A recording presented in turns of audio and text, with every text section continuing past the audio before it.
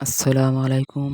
আজ সকাল সকাল খামারের সকল কাজ করে চলে এসেছি আজ ঘাসের জমিতে। ঘাসের নিচের আগাছা নিড়ানোর জন্য। কারণ বর্ষা চলে গেছে, এখন শীতের আগমন শুরু। এই সময় যদি ঘাসের সঠিক পরিচর্যা না করতে পারি, শীতে খামারে ঘাসের সংকট দেখা দিতে পারে। তাই আমরা আমাদের ঘাসের জমি আগাছা নিড়ানি দেবো এবং এই জমিতে সার দেবো, রাসায়নিক সার এবং গোবরের সার প্রয়োগ করব।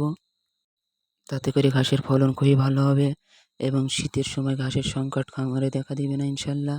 তার জন্য শীত আসার আগে আগেই ঘাসের সঠিক পরিচর্যা করতে হবে, যাতে করে শীতের সময় ঘাসের ফলন ভালো হয়। কারণ ঘাস ছাড়া খামার করা প্রায় অসম্ভব। কারণ বাজারে যে গোখাদ্যের যে দাম, সেই হিসেবে আমাদের ঘাস চাষ করলে অবশ্যই লাভ আসবে।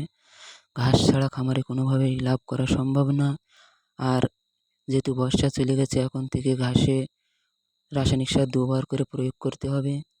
কাটার পরে কিছুদিন পরে যে কুশিগুলো বড় হবে তারপরে সার দিতে হবে এবং ১ সপ্তাহ পর আবার রাসায়নিক সার প্রয়োগ করতে হবে। এতে করে ঘাসের ফলন খুবই ভালো হবে। আর যারা ঘাস চাষ করতে চাচ্ছেন, এখন ঘাস চাষ করতে পারেন। ঘাস চাষের জন্য এখন উপযুক্ত সময়।